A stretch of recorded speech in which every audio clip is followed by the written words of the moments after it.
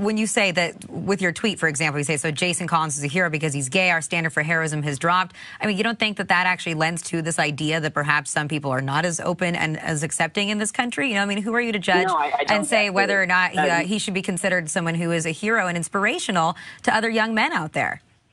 Well, here's actually the problem that I have. I think that you can accept and tolerate people's behavior, and that, you know, demonstrates non-homophobia. I think that it is ridiculous to suggest that just because you're not celebrating, you know, on the cover of Sports Illustrated, somebody coming out of the closet, and you think, you know, it's relatively unimportant in the grand scheme of things because people should be able to live their lives the way that they want. I don't really understand.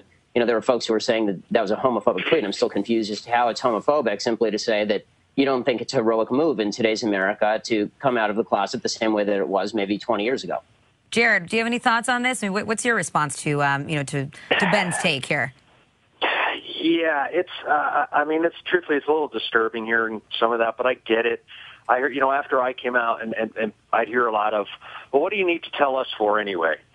The bottom line is that there's something that straight people, I think, by and large, unless they, you know, are recognizing this or have been told or educated on it, don't quite recognize, I think, that the luxury that it is for somebody who is gay to live openly and authentically, to go through life and not be scared to go to a work social function, to go out with your friends at work, but what it means to make up some excuse to not go because you're afraid they're, you know, out at some function, ask you some questions you might not want to answer. The level of heroism, I mean, we have heroes every single day in all aspects of life. Jason Collins didn't do what he did to become a superhero. Jason Collins did what he did. And again, I'm not inside his head, but I'm just guessing, to live openly and authentically, to live his life. Now, it's unfortunate because don't think that the person who's coming out wants to go and share this news to the world because it's the most personal news you could share, and it's the news that you would fight and say, this is none of your business. But at some point, we live in a world, you're a public figure, you want to live your life. Well, at some point, someone says, you know what, that's enough. I'm going to live my life. You have a problem with it, that's not my problem. So I don't think, you know, and I wonder also, you know, with Ben, maybe when he sent out that tweet, and I sent tweets before that I think, well, am I really saying what I want to say, or am I kind of just going against the grain with an idea of something? And I don't necessarily, you know, I can't speak for Ben, but I don't understand where would there be any vitriol? Why is there any problem with people having, you know, say a certain day to celebrate or for this to be on the cover of Sports Illustrated? You know, you mentioned, oh, this has been going on. Well, you know what hasn't been going on? We have not had an active pro athlete in the United States, in North American, our four major pro sports, a male athlete come out. Billie Jean King, Martina Navratilova, Cheryl Swoops, Brittany Griner. There has been a different reaction. And the same way as I think back to, you know, let's say in college, we were all in college and we all went out and did some crazy things sometimes. And as somebody who was closeted at the time, I was well aware that it was okay for, say, maybe two of my girlfriends, if they wanted to go off and experiment on some different things in life. But it was never cool for two guys. It's just, there's a macho effect there. We've gone several years since then.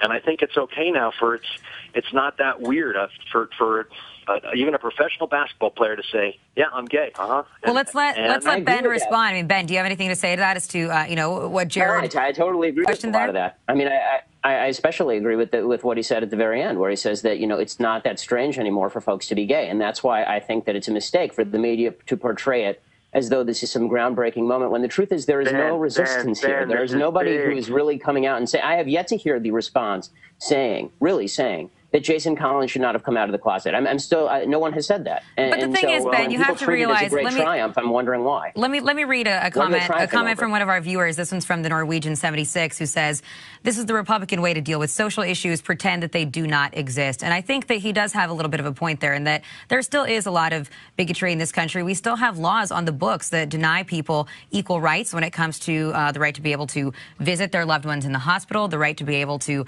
marry openly if they are in a gay relationship. And so, you know, you can't say that everything is fine and we're at a good place in the country where there still aren't, you know, inhibitions to people being able to live their lives. This is what I think is the real agenda in large part. I think the idea of equating, you know, support for traditional marriage with tremendous anti-gay sentiment that would put Jason Collins back in the closet is silly, and I think it's actually the real political agenda underlying a lot of the kind of coverage of issues like this. We're all happy for Jason Collins. He can live the life that he wants to live. I don't think that it is worthy of saying that America is such a homophobic, nasty place that we have to, treat this as some sort of a grand breakthrough in the American experiment. Hey, Ben, let me ask you something. Do you have kids, Ben? I don't. Ben, you don't. Are you going to have kids one day, maybe? I hope so. Okay. You have a couple kids. You have your son one day, he comes home, and he tells you, hey, listen, I'm the all-star of the baseball team. But, Dad, I need to tell you something else about me. I like boys. I'm attracted to my schoolmates or something. What do you do? Do you maybe think a little bit differently along the line? Hold on. Do you think maybe a little bit differently along the lines of and have compassion for the struggle that one has gone through to keep his mouth shut, almost for others, for the benefit of others? I just don't see how you can't see the heroism here. I have nothing but compassion for these folks, and I have nothing but compassion for Jason Collins. And I hope he lives the life he wants to live. What I don't think is appropriate is slandering the American people by implication as a bunch of nasty folks who are out to get folks like Jason Collins. I just don't see that in today's America. Who's slandering American folks? I'm saying this is a great day for American people. This is a huge day for Americans. Jared, you just saed to me that, people like me, people who are conservative, would not even accept, presumably, their own sons if their sons came home and said they were gay. And I never didn't use any word conservative. I'm just hearing this. I'm thinking, I don't get it. Why is there... Let's just say it has nothing to do with being gay. Let's just say it's the story is I like to read the New York Times, and you like to read the New York Post. You read the New York Post, I'll read the New York Times, and let's both enjoy life and move on and not have to say about I don't understand what each other does. I agree with you. And this is my problem. I think most Americans agree with both of us, and that's why I think that this is overblown. All right, let me just, we're going to have to wrap it up here in a moment. But, Ben, let me just ask you, too. So I have one tweet here that was in response to your original tweet that says, but for real, Ben Shapiro, it's a shame you couldn't have been gunned down on D-Day. No. Have you gotten a lot of responses like this? Oh, sure. I mean, tolerance, I would prefer to see it run both ways. There's no room for that. It's disgusting.